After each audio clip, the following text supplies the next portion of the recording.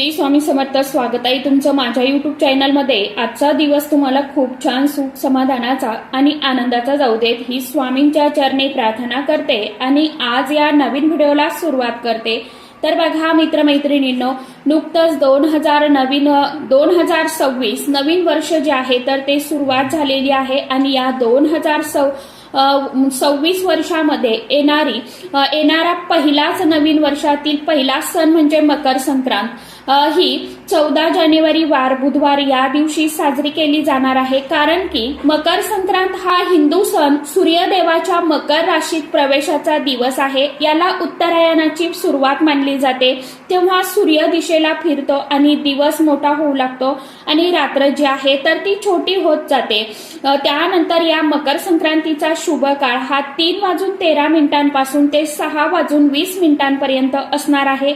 या दिवशी सूर्यदेव पूजा, दान कार्य, स्नान आणि वन हे महत्वाचे आहे. मकर संक्रांत म्हणजे सूर्यदेव धनु राशीतून बाहेर पडून मकर राशीमध्ये प्रवेश करतात.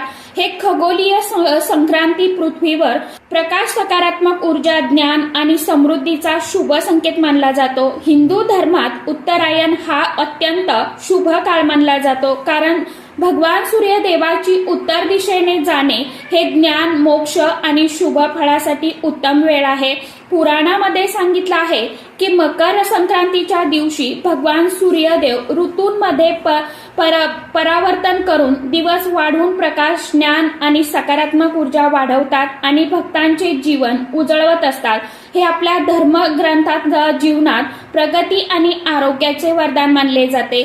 मकर संक्रांत फक्त देवपूजा नाही, इतर संस्कृती, सण, दान, खाद्य, घरातील आनंद आणि सामाजिक बंधन यांचा एकत्रित उत्सव आहे. मकर संक्रांतीच्या वेळेमध्ये आपल्याला घराची साफसफाई करणे हे खूप गरजेचं असतं. सकाळी लवकर उठून सर्वात प्रथम घरात प्रथम घर, पूजा खोली आणि अंगण स्वच्छ धुवा. रांगोळी काढून तो दरवाजाला तोरण लावा. मंदिर किंवा नदी किंवा तळ्याकाठी पवित्र स्नान करून सर्व पापे धुवून टाकल्याचं समजलं जातं. भगवान सूर्यदेवाला अर्घ्य देणे हे खूप महत्वाचं मानलं जातं.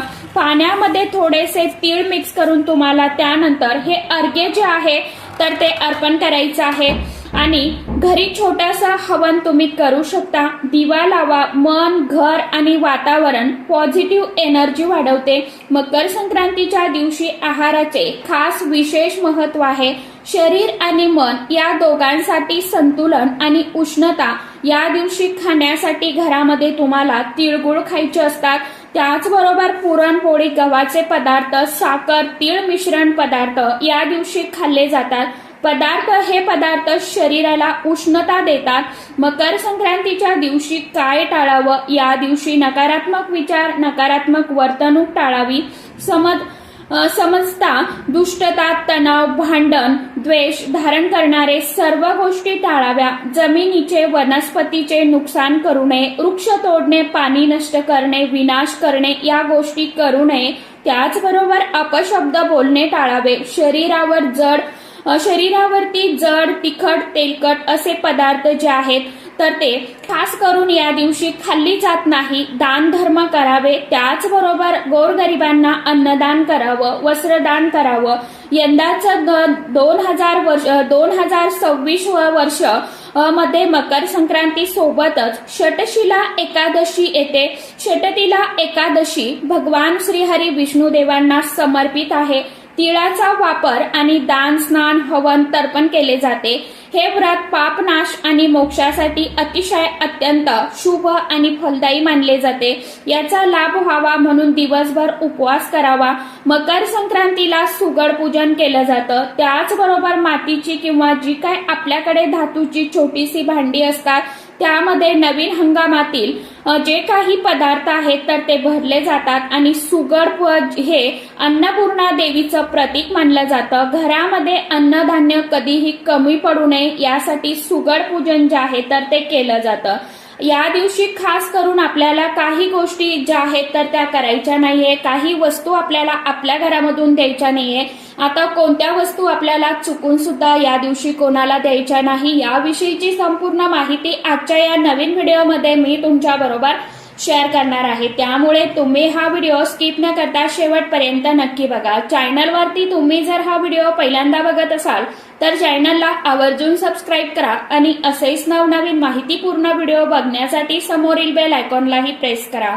त्यामुळे काय होईल, जेव्हा कधी मी नवीन व्हिडिओ अपलोड करेल तर सर्वात अगोदर त्याचं नोटिफिकेशन तुम्हाला मिळेल आणि तुम्ही एकही व्हिडिओ मिस करणार नाही। तर बघा मित्रमैत्रिणींनो, तुम्हाला माहिती आहे का, मकर संक्रांतीला या ज्या 3 वस्तू आहेत तर त्या चुकून सुद्धा आपल्याला कोणालाच द्यायच्या नसतात। या वस्तू जर आपण कोणाला दिल्या तर घरामध्ये दुःख, दारिद्र्य, गरिबी येऊ शकते, अडचणी येऊ शकतात, अडथळे येऊ शकतात। त्याचबरोबर या वस्तू चुकूनही कुणाला द्यायच्या नाहीये। त्याचप्रमाणे काही चुका आपल्याला करायच्या नाहीये की जेणेकरून आपल्याला त्या आर्थिक अडचणीचा किंवा दुःखांचा सामना जो आहे तर तो करावा लागणार नाही। म्हणून आपल्याला या सर्व गोष्टींची काळजी जी आहे तर ती घ्यायची आहे। या आता आपल्याला मकर संक्रांतीच्या दिवशी लवकर उठायचं आहे। या दिवशी पाटावर, चौरंगावरती एखादा लाल रंगाचा कपडा आपल्याला अंथरून घ्यायचा आहे। त्यानंतर 5 सुगड घेऊन त्यामध्ये जे पदार्थ आपल्याकडे आहेत सुगडमध्ये ते भरले जातात, सर्व भरावे। दिवा, धूप, अगरबत्ती लावावी, सुगडाला हळदी, कुंकू, अक्षदा, फूल अर्पण कराव्या।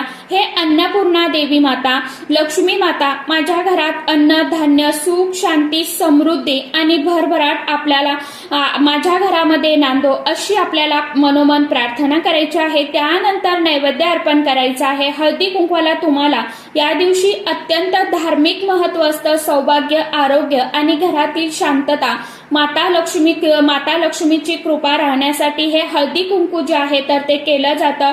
हळदी कुंकू करण्याची योग्य पद्धत म्हणजे पूजनानंतर महिलांना आमंत्रण द्या, स्वच्छ जागी बसवा, हळद लावून कुंकू लावा, तिळगुळ द्या, गोडगोड बोला, तिळगुळ घ्या, गोडगोड बोला, असं तुम्हाला म्हणायचं आहे। हळदी कुंकू ओटीत काय द्यावं, तर तुम्ही जे काही सौभाग्य अलंकार आहेत तर ते देऊ शकता। ओटी नेहमी शक्यतेनुसार द्यावी, दिखाव्यासाठी नाही। या दिवशी जुने शेळी अन्न सुगडात ठेवू नका। जुनं किंवा शिळं अन्न जे आहे सुकलेलं, तर टवटवीत भाज्या ज्या आहेत तर त्या आपल्याला सुगडमध्ये भरायच्या आहेत। फाटलेले कपडे घालून पूजन करू नका, नकारात्मक बोलणे टाळा, रागराग करू नका। त्याचप्रमाणे या दिवशी रिकामी हाताने कुणालाही पाठवू नका। हळदी कुंकू करताना अपशब्द टाळा। या चुका केल्यास माता लक्ष्मी मीची कृपा करावरती सदैव राहते असं देखील मानलं जातं। अन्नधान्य वाढते। ज्या वेळेस आपण सुगड पूजन करतो त्यावेळी कर्ज आणि आर्थिक अडचणी कमी होतात, घरात सुख, शांती, समृद्धी राहते, महिलांचे सौभाग्य टिकून राहते। त्यामुळे हे सुगड पूजन आवर्जून करावं। आता बघा की कोणत्या वस्तू आपल्याला द्यायच्या नाहीये, त्यामध्ये सर्वात पहिला म्हणजे मीठ। हे मीठ जे आहे ना तर ते माता लक्ष्मी स्वरूप मानलं जातं, माता लक्ष्मीचं प्रतीक मानलं जातं। त्यामुळे आपल्याला मीठ चुकून सुद्धा द्यायचं नाही। मीठ म्हणजे आपली समृद्धी दुसऱ्याला देणे आहे। मकर संक्रांतीला सूर्य उत्तरायणात जात असतो, ऊर्जा बाहेर जाणे अशुभ मानले जाते। हे दिले तर पैशांची गळती होते, अचानक खर्च जे आहेत तर ते वाढीस लागतात। त्यामुळे मीठ चुकून सुद्धा कुणाला देऊ नका।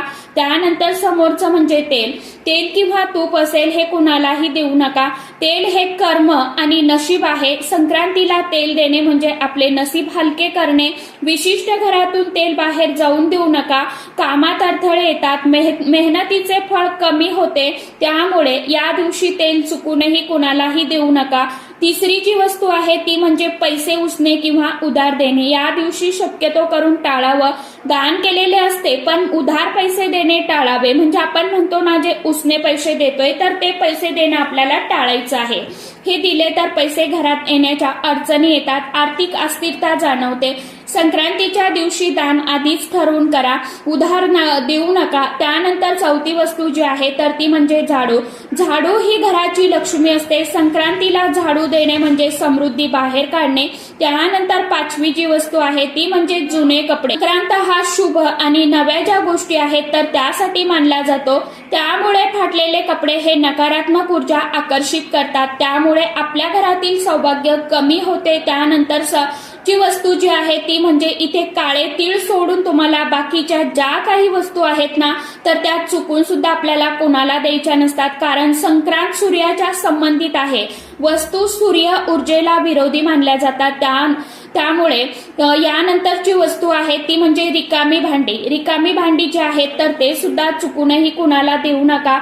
रिकामीपणाचं प्रतीक म्हणजे घरात संक्रांत ही पूर्णतेचं प्रतीक असतं. या वस्तू चुकून कुणालाही देऊ नका.